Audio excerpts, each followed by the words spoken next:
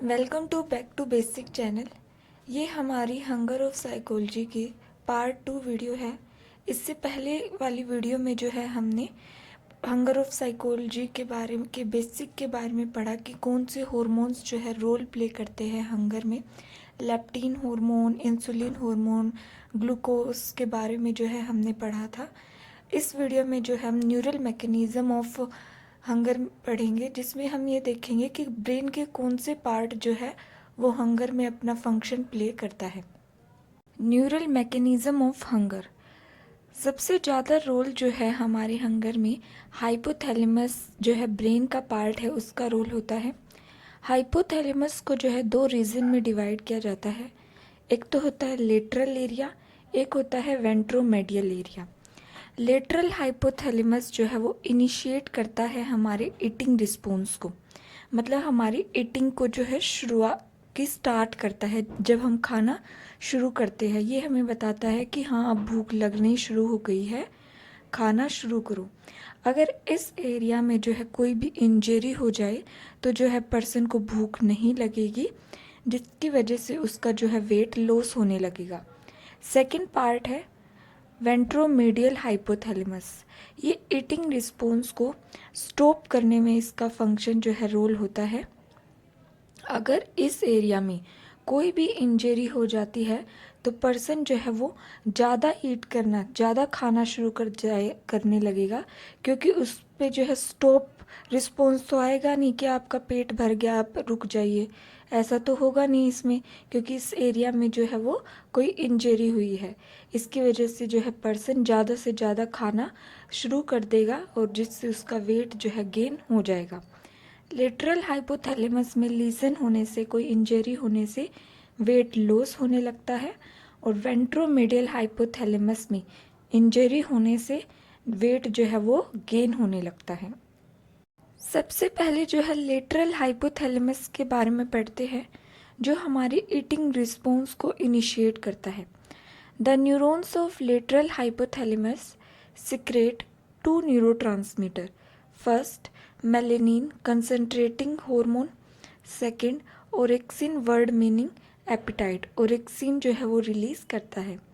ये दो these neurotransmitter stimulate करते हैं एपिटाइट को और रिड्यूस कर देते हैं मेटाबॉलिक रेट को। हमारी भूख बढ़ने की क्षमता को जो है ये दोनों न्यूरोट्रांसमीटर वो बढ़ा देते हैं, जो कहाँ पे प्रेजेंट होते हैं, लेटरल हाइपोथैलेमस से जो है सिक्रेट होते हैं। नेक्स्ट है न्यूरोपेप्टाइड।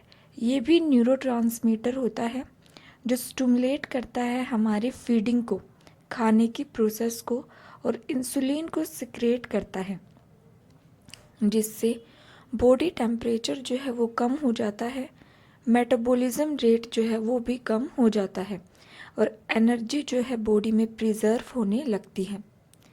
अगला है आर्क्यूरेट न्यूक्लियस। ये भी लेटरल हाइपोथैलेमस में प्रेजेंट है। ये न्यूक्लियस जो है वो कंट्रोल करता है एंटीरियर पिट्यूटरी ग्लैंड से हार्मोन जो भी रिलीज होते हैं, जो भी हंगर की फंक्शनिंग में काम करते हैं, उनको कंट्रोल करने का काम करता है आर्क्यूएट न्यूक्लियस। अगला है पैरावेंट्रिकुलर न्यूक्लियस।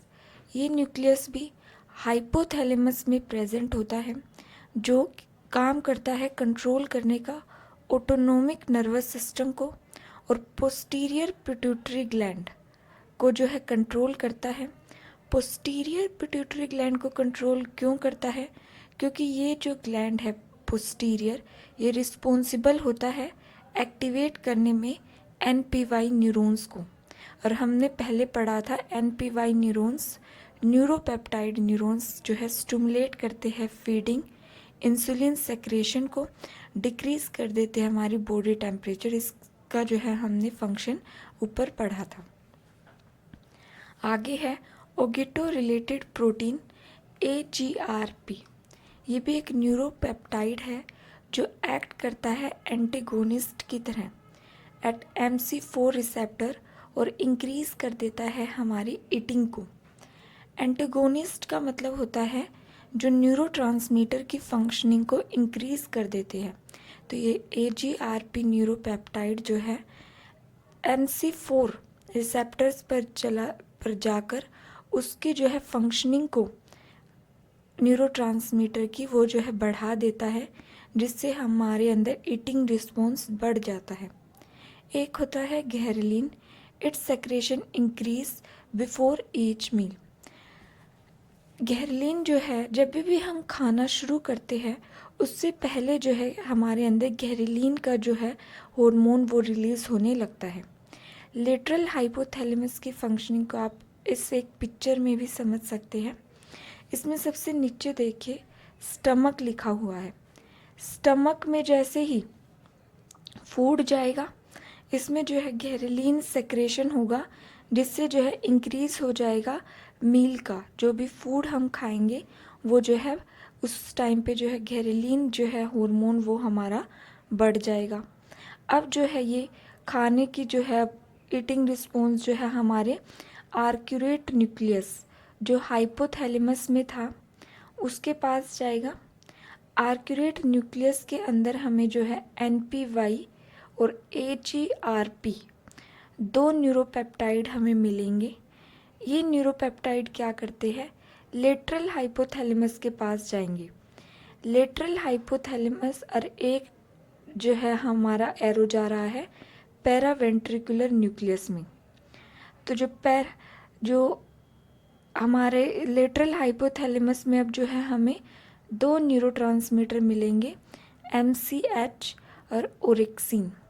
अब इनका फंक्शन क्या होता है, दोनों को excitatory effect on eating, reduction of metabolic rate, मतलब हमारा ईटिंग रिस्पॉन्स जो वो एक्साइट हो जाएगा, बढ़ जाएगा। और जो पैरावेंट्रिकुलर न्यूक्लियस है उसका भी जो है NPY और AGRP जो न्यूरोपेप्टाइड है वो इस न्यूक्लियस पर भी एक्ट करेंगे। ये न्यूक्लियस क्या करेगा, ये जो है ऑटोनोमिक नर्वस सिस्टम की फंक्शनिंग को कंट्रोल करता है। क्यों, decrease breakdown of fatty acid decrease कर देगा बॉडी टेम्परेचर को।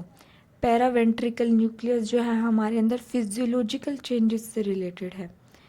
और जो है इसके बाद MCH और एक्सीन, ये जो है हमारे अंदर न्यूरोट्रांसमीटर है, ये एक्साइटेटरी इफेक्ट देते हैं हमारी ईटिंग को। तो ये जो है पूरी फंक्शनिंग जो है बताई गई है कि कैसे जो है लेटरल हाइपोथैलेमस में हंगर जो है वर्क करता है। ब्रेन फंक्शनिंग इन स्टॉप ईटिंग रिस्पॉन्स, हमारे ब्रेन के कौन से पार्ट जो है हमारे ईटिंग रिस्पॉन्स को सेटाइटी सिग्नल्स जो है हमें देते हैं, वो हम पढ़ेंगे। सबसे पहले है a hormone secreted by well fed adipose tissue. Adipose tissue से हार्मोन जो है एक रिलीज होगा, लेप्टिन, वो सप्रेस कर देगा ईटिंग को और जो है राइज कर देगा मेटाबॉलिक रेट को। इसमें जो है मेटाबॉलिक रेट जो है वो बढ़ जाएगा। मेटाबॉलिक का मतलब होता है जो हमारे फूड को एनर्जी में कन्वर्ट करता है, उसे मेटाबॉलिक रेट कहते हैं। तो अब जो है इसमें सेटाइटी में मेटाबॉलिक रेट जो है वो बढ़ जाएगा। ईटिंग रिस्पॉन्स में हमारा मेटाबॉलिक रेट जो है वो कम हो गया था। लेप्टिन जो है bind with receptors in Bairam inhibitory effect on these neurons. जो न्यूरॉन्स एक्टिव थे हमारे ईटिंग रिस्पॉन्स में, हमारे खाने वाली प्रक्रिया में, उससे जो है ये लेप्टिन जो है उन रिसेप्टर से बाइंड हो जाएगा, उन न्यूरॉन्स को इनहिबिट कर देगा। अब जो है लेप्टिन इनहिबिट करने से क्या होगा, अमाउंट ऑफ NPY और AGRP जो कहाँ पे था, आर्क्यूरेट न्यूक्लियस में था हाइपोथैलेमस के, NPY AGRP उन्हें रिड्यूस कर देगा, वो कम अमाउंट में रिलीज होंगे। अगला है एक्यूरेट न्यूक्लियस में CART हमें एक मिलेगा जिसका फुल फॉर्म है कोकीन एंड एम्फेटामाइंस रेगुलेटेड। ये neurotransmitter found in neurons of arcuate nucleus that inhibit feeding. ये न्यूरोट्रांसमीटर है कोकीन एंड एम्फेटामाइंस। अब ये जो है ये भी आर्क्यूएट न्यूक्लियस में हमें मिलेंगे जो इनहिबिट कर देंगे हमारे फीडिंग रिस्पॉन्स को। और NPY और AGRP जो इससे पहले हमने पढ़े थे वो न्यूक्लियस भी हमारे आर्क्यूएट न्यूक्लियस में प्रेजेंट होते हैं, वो हमारे ईटिंग रिस्पॉन्स को बढ़ा देते हैं। लेकिन CART और अगला है अल्फा मेलानोसाइट स्टिमुलेटिंग हार्मोन जो एगोनिस्ट की तरह MC4 रिसेप्टर पर एक्ट करेंगे और इनहिबिट करते हैं ईटिंग रिस्पॉन्स को। तो यहाँ पे अगला है मेलानोकोर्टिन 4 receptor found in brain control appetite. तो ये जो है आर्क्यूरेट न्यूक्लियस में ये मिलते हैं जो इनहिबिट कर देते हैं ईटिंग रिस्पॉन्स को। ईटिंग रिस्पॉन्स और सेटाइटी सिग्नल्स आपको इस डायग्राम से जो है क्लियर हो जाएगा, जो एक कंबाइन वे में हम समझ सकते हैं डिफ्रेंशिएट करके भी। यहाँ पे देखो एडिपोज टिश्यू जो हमारी स्किन लेयर के नीचे होते हैं, हमने पहले पढ़ा, इससे जो है लेप्टिन हार्मोन जो है हमारा रिलीज होता है। लेप्टिन हार्मोन क्या करता है, उन न्यूरॉन्स को इनहिबिट कर देता है जो भी हमारा ईटिंग रिस्पॉन्स दे रहे थे। इनहिबिट करने का मतलब कम कर देता है, क्योंकि जब हम खा रहे थे तो वो एक्साइट हो रखे थे तो उन्हें कम कर देता है। अब ये सिग्नल्स जो है हमारे वो आर्क्यूरेट न्यूक्लियस में जाएंगे। आर्क्यूरेट न्यूक्लियस में जब जाएंगे तो वहाँ पर हमें जो है दो तरह की वो मिलेंगे, NPY AGRP। हमने पहले पढ़ा NPY AGRP हमारे ईटिंग रिस्पॉन्स को शुरू करते हैं। अब हमने पढ़ा CART और अल्फा MSH, ये जो है हमें सेटाइटी सिग्नल्स देते हैं। तो ये दोनों ही आर्क्यूरेट न्यूक्लियस में प्रेजेंट होते हैं।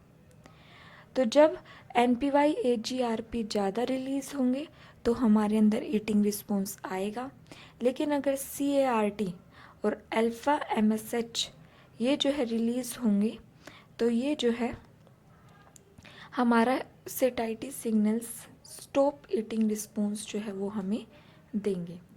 तो अब ये जो है सिग्नल्स गए, अब कौन से सिग्नल्स जा रहे हैं हाइपोथैलेमस में, ये देखने वाली बात है। अगर NPY सिग्नल्स भेज रहा है तो वो लेटरल में भेजेगा। ये CRT और अल्फा MSH जो है अब सिग्नल्स भेजेंगे वेंट्रोमेडियल हाइपोथैलेमस में, या हाइपोथैलेमस भी कह लो, क्योंकि दोनों वेंट्रल और लेटरल दोनों एक ही जगह प्रेजेंट होते हैं। उसमें जो है हाइपोथैलेमस में हमें MCH और ओरेक्सिन दो हार्मोन्स मिलते हैं। अब ये सिग्नल्स जाएगा कि MCH और ओरेक्सिन हार्मोन को जो है वो कम रिलीज़ करो, जिससे वो जो है कम रिलीज़ होना शुरू हो जाएंगे। कम रिलीज़ होने से सिग्नल्स हाइपोथैलेमस में जाएंगे, जहाँ पर उसे MCH ओरेक्सिन मिलेंगे। अगर MCH ओरेक्सिन ज़्यादा अमाउंट में रिलीज़ होते हैं तो ईटिंग रिस्पॉन्स बढ़ जाएगा, और MCH ओरेक्सिन कम अमाउंट में रिलीज़ होंगे तो सेटाइटी सिग्नल्स स्टॉप रिस्पॉन्स जो है वो आएगा। ये ओवरऑल फंक्शन था हंगर ऑफ साइकोलॉजी के न्यूरल मैकेनिज़्म कि ब्रेन कैसे फंक्शन करता है हंगर में।